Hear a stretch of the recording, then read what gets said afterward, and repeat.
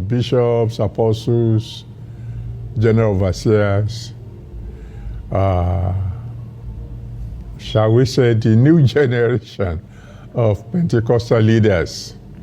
Thank you for inviting me to share with you at this meeting. I wish I could come. Unfortunately, it's just impossible for me to come. Thank you for honoring me by giving me a topic to discuss with you.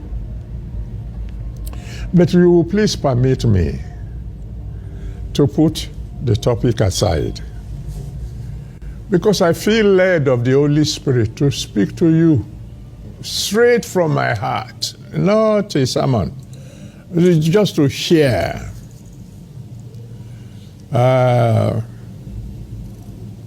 Shall we say, as an elder to a younger generation, I want to beg you, in the mighty name of Jesus Christ.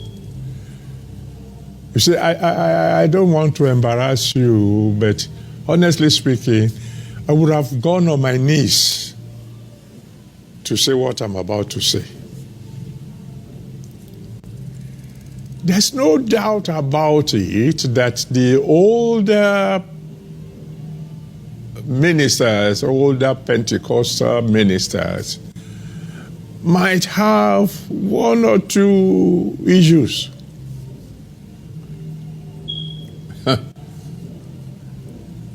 But so do our parents, our old parents, our mothers, biological, our fathers, biological. They are not modern. I'm talking of our biological parents. But we still value them because they did not go to the universities, they don't know about Greek, they don't know about Hebrews, but they have certain information that you don't get in any university. I remember very well when I was trying to get my mom to be born again. She was telling me that, look, you boy, before I married your father in 1910, I had been a Christian. I wasn't rude to her. I didn't tell her, look, Mama, things have changed. The Christianity you say you understood in those days, no. I humbled myself before her. I told her to tell me a little bit about her experience as a Christian. And she told me some very wonderful, moving stories about how they used to fight all those idol worshippers who would bring charms to the front of the door. And the catechist, that's all they had there, will come with his Bible, wave the Bible over whatever charm was placed in front of the church, and then kick it out of the way. Time sent it ablaze. I listened with awe at some of the experiences that she shared with me. But then, very humbly, I asked, can you remember a particular stage where you said, I do to Jesus?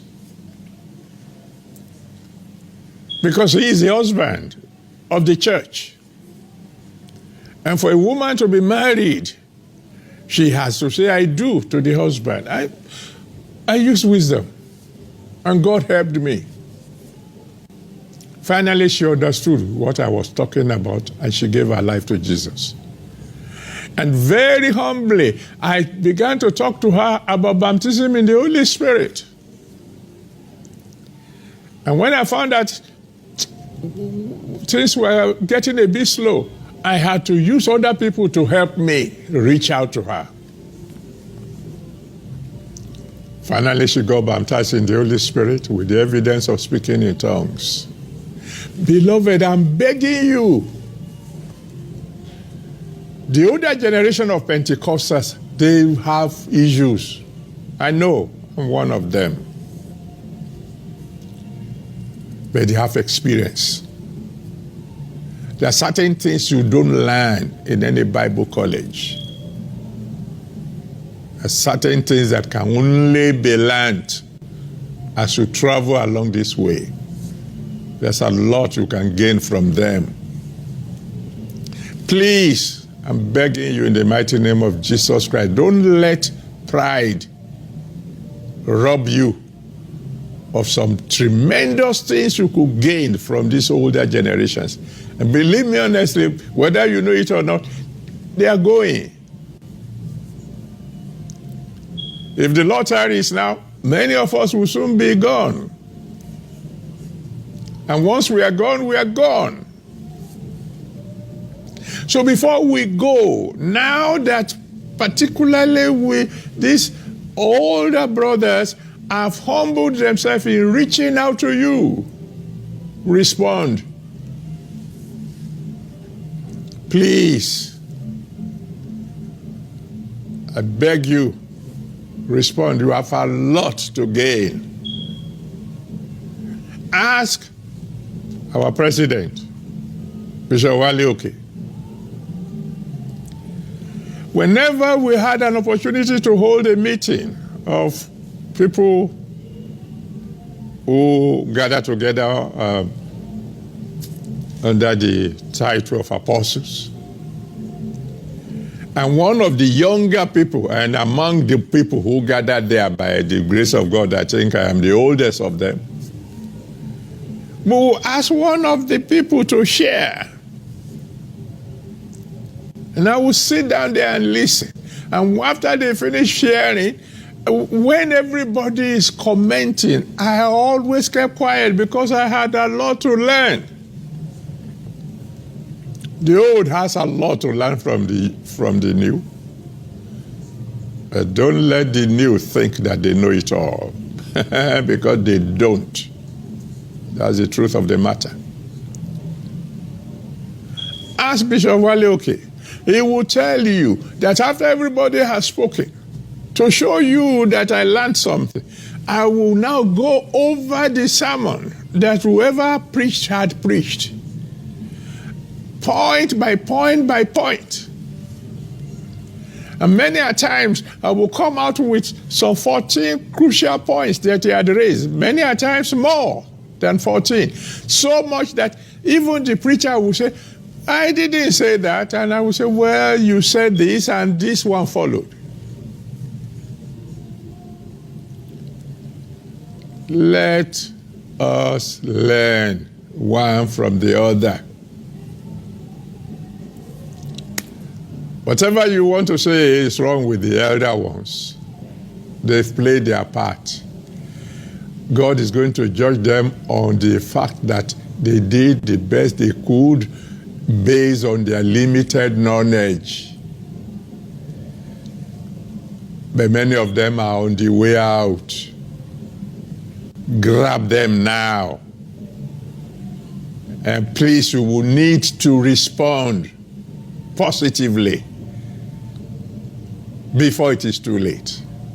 The Almighty God will bless your meeting. He will be with you at the gathering. He will prosper your ministry as He has been doing. He will take you higher and higher and higher. And I pray that on the last day in the kingdom of God, we will all be there. Thank you very much once again for giving me an opportunity to share. If I've offended you by the way I've spoken, please forgive me. I was speaking out of love. God bless you.